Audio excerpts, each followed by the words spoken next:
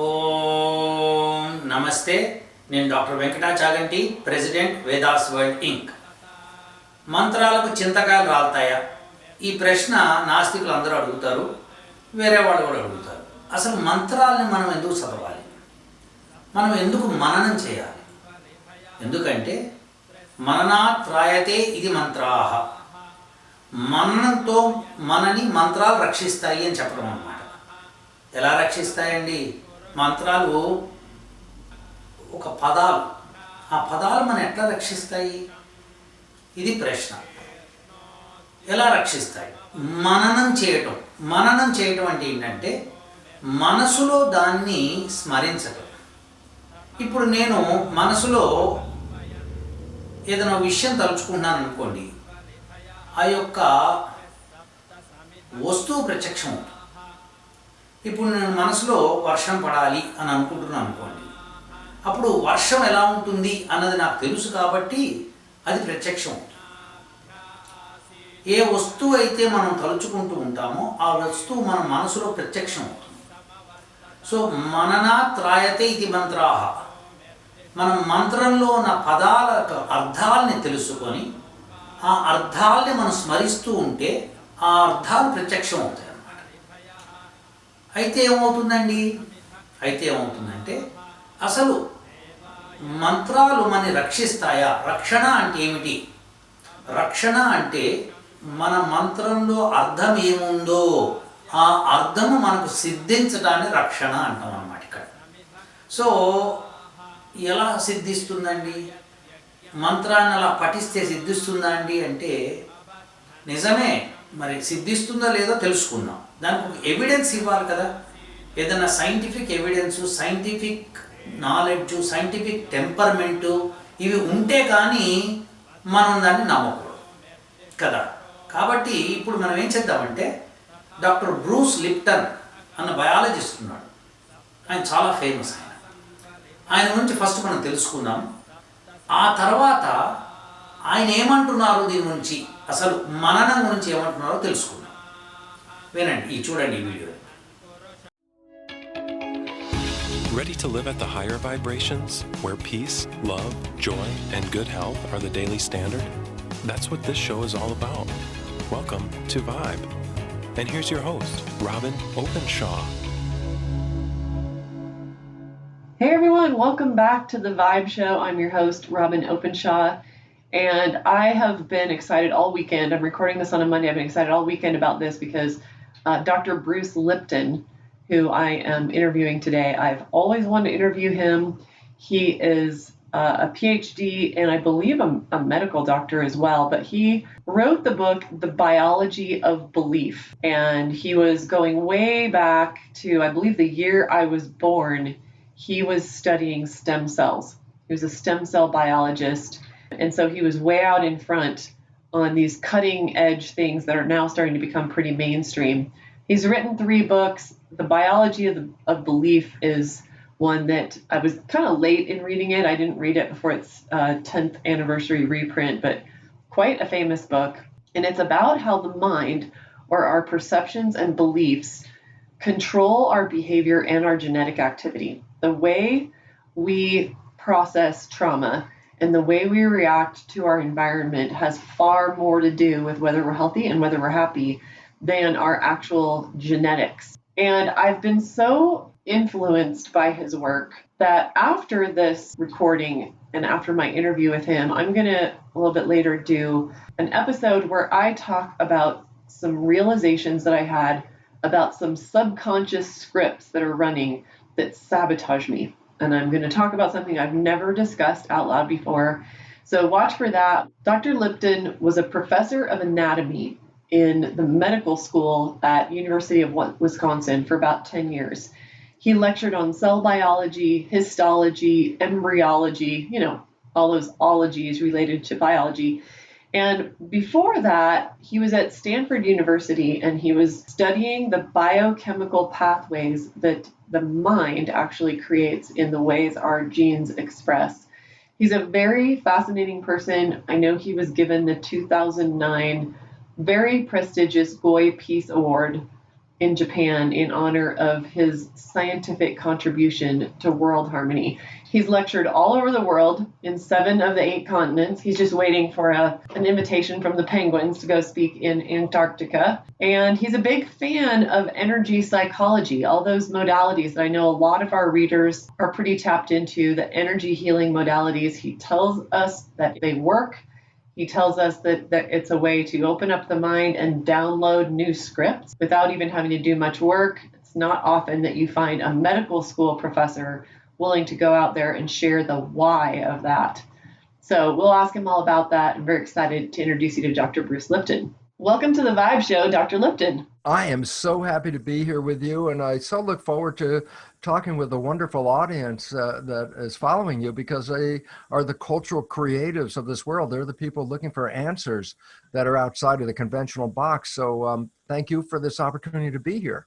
Oh, my pleasure. Our audience is interested in raising their vibration, and you have been out there way ahead of most of the other people. It's becoming sort of almost trendy to say, hey, it's not our DNA, it's not our genes, they're not deterministic of our biology, but you've been out there. I think the Biology of Belief was published something like 13 years ago. It's a big question, but how is it that we aren't just automated by our genes? We don't have a preset destiny, but rather our thoughts are a big part of how our genes express. Talk about that.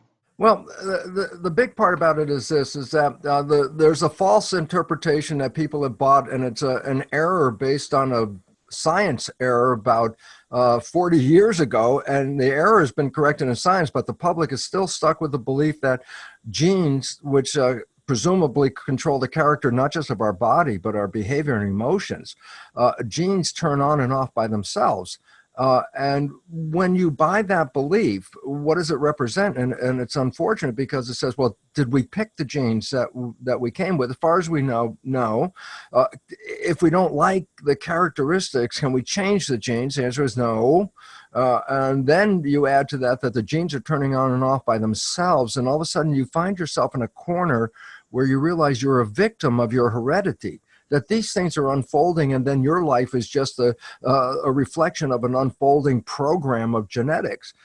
And when you buy that, then you bought victimization. I'm a victim of heredity. So when things don't work out right, it's like, oh, it's not me, it's my genes that are doing this. Or, you know, a thing like cancer shows up, and immediately everyone says, oh, there's the cancer gene. Well, you know, this is a false understanding. As a matter of fact, just, now that I brought it up, there is no gene that causes cancer. That's a fact of science. And so we bought into a belief of being a victim. Well, the only problem with that is when you understand the new biology, and it's also connected with the new physics, quantum physics, they both say the exact same thing, that our consciousness is creating our life experience. Both say that. And I say, why is it relevant? I say, well, if your consciousness is you're a victim, then you create a life experience to prove that you're a victim. And all of a sudden, our beliefs are actually being turned into our life experiences. And this is where the physics and the biology come together and say, it's your belief that is manifesting your life experiences on this planet. The profound, important part about that is, since we can change the belief, then we are empowered to totally change the character of our life. But we have to deal with these belief issues that most of them were programmed into our life in the first 7 years. And this is a period of a child's development where the brain is not operating even at the level of consciousness. The vibration is a little bit lower than consciousness in a child. It's in something called theta, which is characterized by imagination, which then goes back and say, yes, this is how children can have like a tea party, and they pour nothing into the cup from the pitcher, and then they drink the nothing, and they talk about how wonderful the tea was. I say that is a classic example of what theta is all about, mixing reality and imagination. But people don't recognize also is theta is hypnosis. And the reason you have to have this hypnosis is very simple. Is, for example, let's say you buy a new computer and you turn it on, but there are no programs in it. Well, it turns on, but you can't do anything with it. First, you have to put the programs in, and then you can operate through the program. When a child is born, the brain is like a brand new computer, but it needs a program in which to operate from. And so I said, well, how do you get the first programs? And I say, oh, go back to that age from 0 to 7, actually last trimester of pregnancy to age 7. And I say, the programs are downloaded because the brain is in record. It's in hypnosis, and it records the behavior of the parents, the siblings, and the community. And the reason this is very profound is if I said, well, there's a book, let's make a book of all the rules to be a functional member of a family and a community. And all of a sudden you start to see this book is going to get really pretty thick. Lots of information about how to behave. I go, well, a child needs to learn these rules to be a functional member of the family in that community. I say, well, and a child isn't going to read this book. And I go, it doesn't have to, because its nature of its nervous system is to record the behaviors of the existing family and the community, and they become the fundamental programs. And this is how we get off the ground. And then the unfortunate part about all this is, which we're going to talk a little bit more about, is that the programs that we got in the first 7 years essentially derive the character of our lives for the rest of our lives. 95% of our life comes from these programs. And then you go back and go, oh my God, when you look at those programs, about 70% of them are disempowering, self-sabotaging, and limiting. And I go, so what's the meaning? The meaning is this: 95% of my life is coming from the program I downloaded through my family and my community, and it doesn't represent what I want in my life. I'm just playing their programs. And that's where the struggle of life comes from. Our conscious mind, which is creative, has wishes and desires of love, health, happiness, good jobs, all these things. I say, that's great. That's the creative mind. But that only operates 5%. 95% of our biological behavior is controlled by the programs that we got in the first 7 years. Since most of those are negative, and it comes in, let me emphasize this little sidebar. The word is subconscious mind. By definition, subconscious translates as below conscious.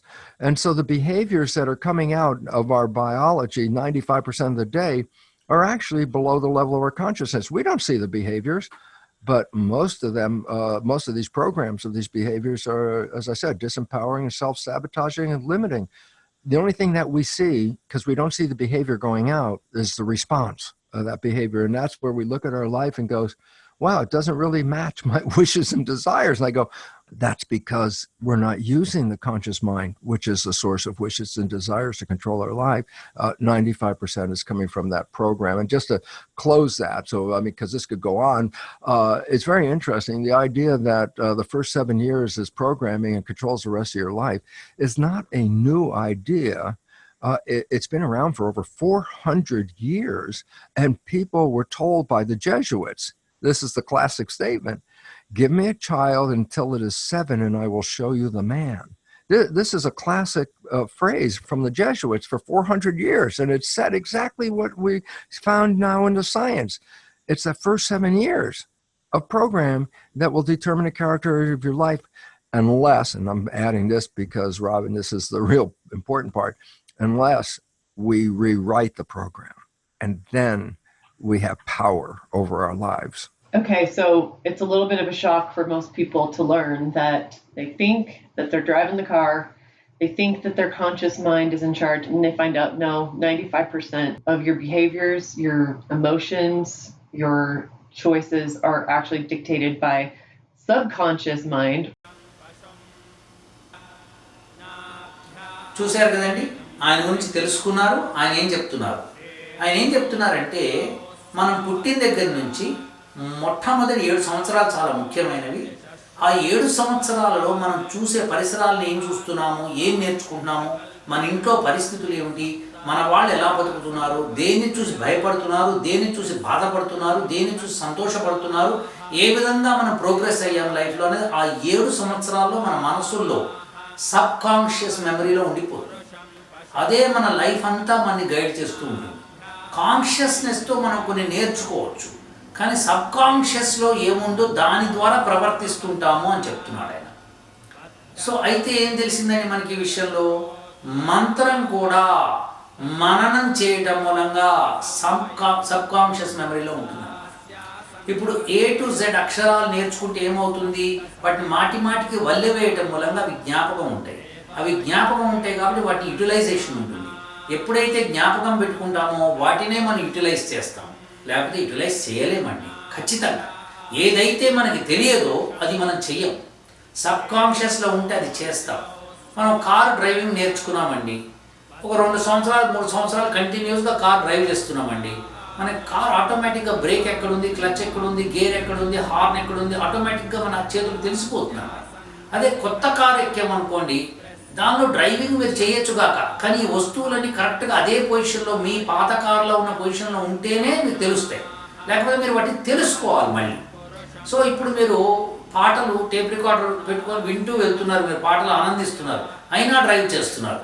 మీకు ఆటోమేటిక్గా ఏదైనా ఎవరైనా అడ్డు వచ్చారనుకోండి, break మీద car వెళ్ళిపోతుంది. అది సబ్కాన్షియస్లో ఉంటుంది. కాబట్టి అలా మీరు అనింద్రియత కండరాలు మీకు పనిచేస్తాయి అన్నమాట. నియంత్రణలో మీరు మీ అంతటా మీరు నియంత్రించి చేయట్లేదు, అనింద్రియత మీకు లోపల సబ్కాన్షియస్ నుంచి తెలిసిపోతుంది అన్నమాట. అలానే మంత్రం కూడా మననం చేయటం మూలంగా మీకు ఫలితాన్ని ఇస్తుంది. ఎందుకంటే దాని అర్థాన్ని మీరు స్మరించుకుంటారు. మంత్రం మననం చేయటం అంటే ఏంటంటే జపం చేయడం. జపము అంటే అర్థసహితంగా మంత్రాన్ని స్మరించటం అన్నమాట. అది మీకు జపము. ఎప్పుడైతే మీరు జపం చేస్తున్నారో అది సబ్కాన్షియస్లో ఉంటుంది అన్నమాట. జపం ఒక్కటే సబ్కాన్షియస్లో ఉంటుంది, గుర్తుపెట్టుకోండి.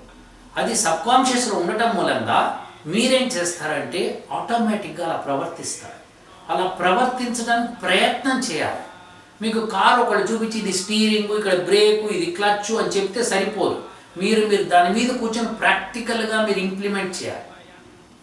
అలానే ఒక మంత్రంలో మీరు అనుకున్నారనుకోండి, నేను శుద్ధంగా ఉండాలి అని, ఆ శుద్ధంగా ఉండే ప్రయత్నం మీరు చేస్తూ ఉంటేనే సబ్కాన్షియస్ నుంచి ఆ పవర్ మీకు వస్తుంది, లేకపోతే రాదు. కాబట్టి మీరు ఏం చేయాలంటే ఒక మంత్రం తీసుకోండి, దాని అర్థం తెలుసుకోండి, ఆ విధంగా ప్రవర్తించండి, దాన్ని జపించండి, దాన్ని మీరు ప్రవర్తించండి. ఇప్పుడు ఒక మంత్రం తీసుకున్నాం, మీకు ఎవరికన్నా భయం ఉందనుకోండి, ఆ భయానికి మంత్రాలు ఉంటాయన్నమాట. ఓం అభయం మిత్రాత్ అభయమమిత్రాత్ అభయం జ్ఞాతాత్ అభయం పరోక్షాత్ అభయం నక్తం అభయం దివానః సర్వా ఆశా మమ మిత్రం భవంతు. ఈ మంత్రంలో ఏముందంటే అభయం మిత్రాత్, మిత్రుల నుంచి నాకు భయం కలగకుండా చూడు అని. అదేంటండి మిత్రుల నుంచి భయం కలగడం ఏంటి? మొట్టమొదటి భయం మిత్రుల నుంచే, గుర్తుపెట్టుకోండి. అందరూ కూడా మిత్రులే, మనకి మిత్రులే అందరూ, కానీ భయం వాళ్ళ వల్లనే కలుగుతుంది. మొట్టమొదటి భయం వాళ్ళ నుంచి కలుగుతుంది, కలిగి తీరుతుంది. అలానే అభయం అమిత్రాత్, అమిత్రుల దగ్గర నుంచి, అభయం జ్ఞాతాత్, తెలిసిన వాళ్ళ దగ్గర నుంచి, అభయం పరోక్షాత్, పరోక్షంగా ఉన్న వాళ్ళ దగ్గర నుంచి. ఇలా అందరి దగ్గర నుంచి భయం కలగకుండా ఉండడానికి ఈ మంత్రం పఠించాలి.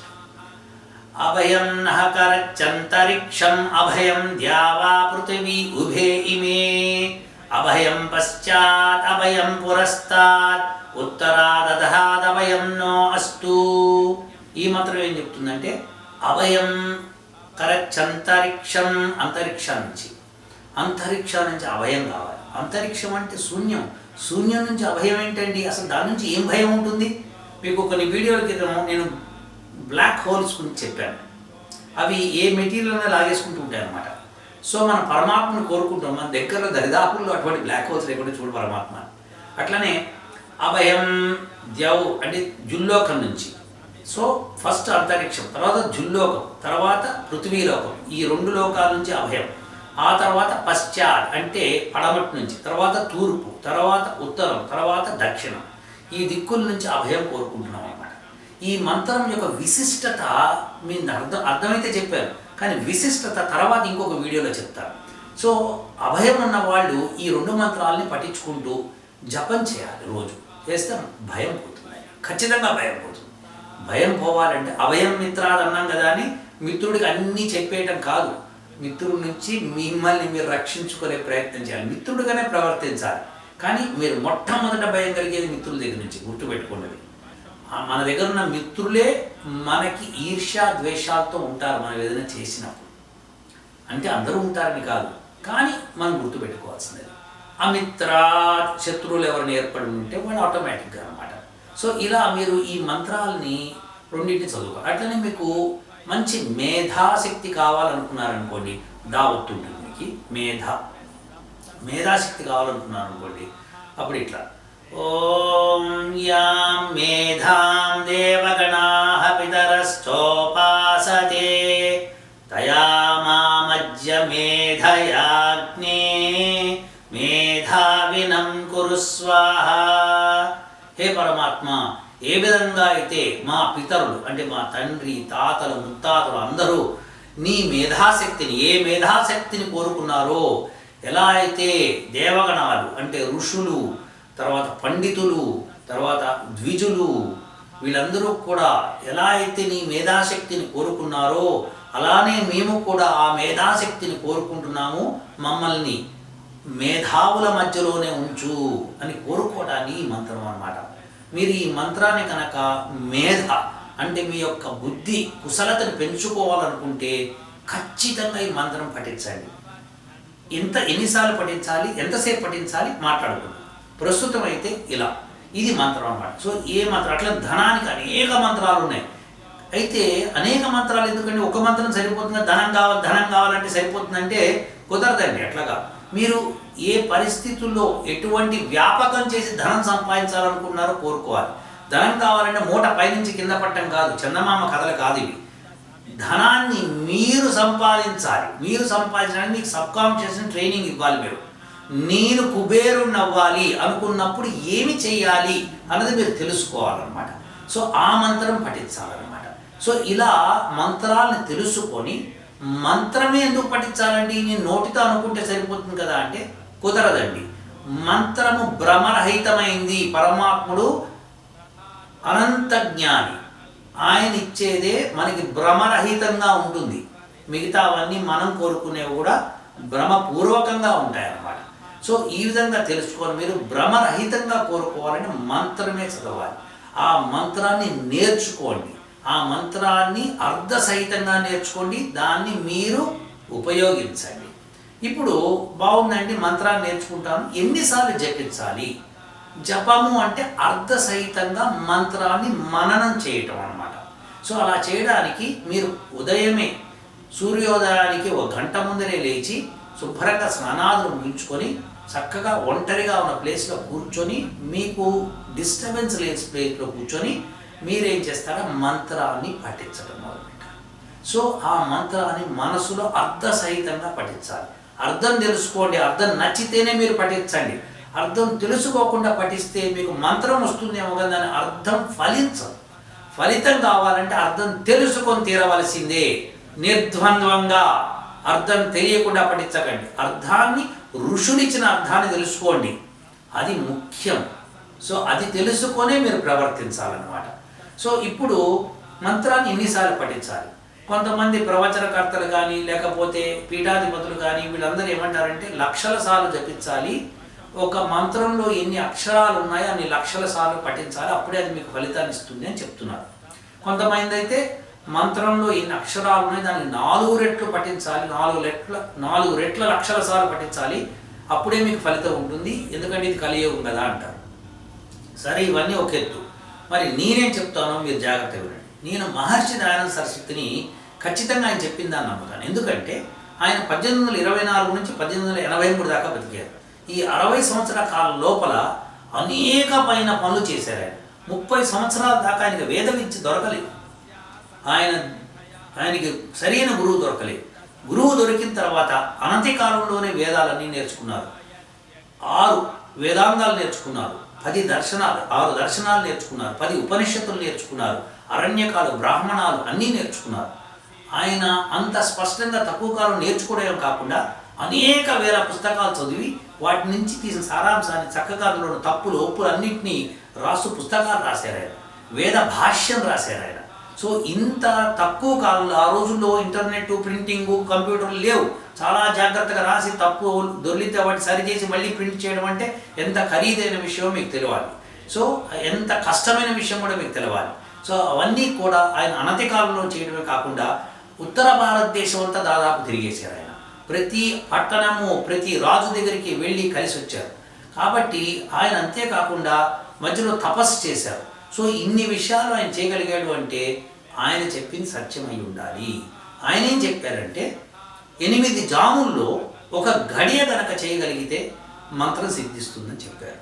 కాబట్టి 8 జాముల్లో ఒక గడియ. 8 జాములు అంటే 24 గంటలండి. ఒక జాము 3 గంటలండి. సో 8 జాములు, దానిలో ఒక గడియ అంటే 24 నిమిషాలు.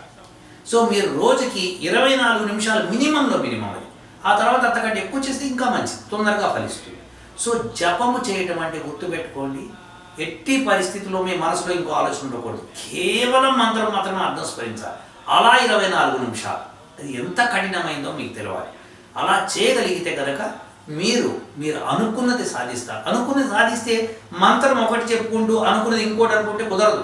ఇప్పుడు అభయం నహకర చంతరిక్షం ఈ మంత్రం చదువుకుంటున్నారు, నాకు ధనం కావాలని కోరుకుంటున్నారు. ఈ రెండింటికి అసలు ఎక్కడ సాపత్యం లేదు.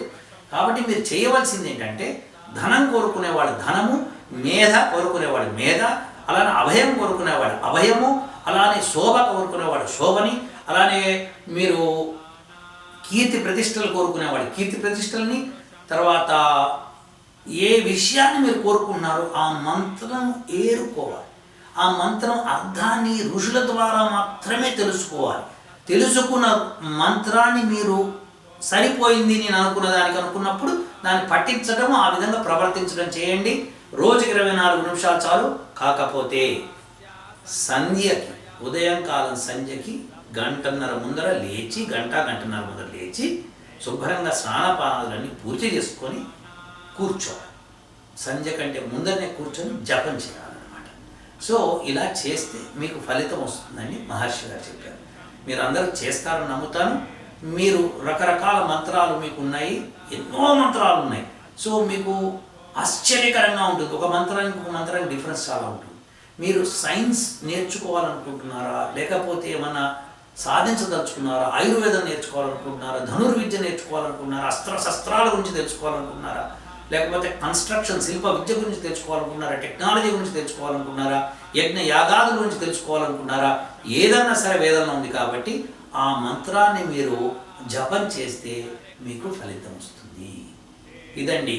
కాబట్టి నేను ఇవన్నీ ఎందుకు చెప్తున్నానంటే, ప్రతిసారి నేను పరమాత్ముడు ఉన్నాడు, భగవంతుణ్ణి నేను నిరూపిస్తాను, చూపిస్తానని చెప్తున్నా కదా, దానిలో ఎవిడెన్సెస్ ఒక్కొక్కటి చూపించుకుంటూ పోతున్నాను. పరమాత్ముడు వేదంలో చెప్పిందే ఋషులు చెప్పారు, ఋషులు చెప్పిందే నేను మీకు చెప్తున్నాను. పరమాత్ముడు ఉన్నాడని ఋషులు చెప్పారు, పరమాత్ముడు ఉన్నాడని పరమాత్ముడే చెప్పాడు. కాబట్టి పరమాత్ముడు ఉన్నాడా లేదనడానికి ఎవిడెన్సెస్ కూడా కడుతున్నాను. ఇప్పుడు మీరు మననాత్రాయతే ఇది మంత్రాహ, మంత్రాలకు చింతకాయలు రాలుతాయని అడిగే వాళ్ళు ఉన్నారు చూసారా, వాళ్ళకి ఇది చెంప పెట్టు. కాబట్టి మననాత్రాయతే ఇది మంత్రాహ అని మన పూర్వీకులు ఎలా చెప్పారు? వేదం నుంచి తీసుకొని చెప్పారు. మరి వేదం ఎవరిచ్చారని చెప్తున్నాము? పరమాత్ముడు ఇచ్చాడని చెప్తున్నాం. అనంతమైన జ్ఞానం ఉన్నవాడి ఇటువంటి విషయాలు మనకి చెప్పగలుగుతాడు. ఆ చెప్పిన విషయాల్ని ఈనాటి సైంటిస్టులు కనుక్కునే ప్రయత్నం చేస్తున్నారు. కాకపోతే వాళ్ళు కనుక్కున్నది ప్రస్తుతం సైంటిఫిక్ జర్నల్స్లో పబ్లిష్ అవుతున్నవి తీసుకొని నేను మన పూర్వీకులు ఏం చెప్పారో ఆ వాటికి సరిపోతున్నాయి, చూసుకోండి కరెక్ట్గా. కాబట్టి ఈ ఎవిడెన్స్ ద్వారా ఆ శాస్త్రంలో ఉన్నది కరెక్ట్ కాబట్టి, ఆ శాస్త్రం రాస్తున్న వాళ్ళు ఋషులు కరెక్ట్ కాబట్టి, ఋషులు పరమాత్ముడు ఉన్నాడు అంటున్నారు కాబట్టి ఆ విధంగా ఎవిడెన్సెస్ తీసుకొస్తున్నా. అనేకమైన ఎవిడెన్స్లు చూపిస్తాను నేను, అనేకము, ఒకటి కాదు, రెండు కాదు, అనేకము. ఇది గుర్తు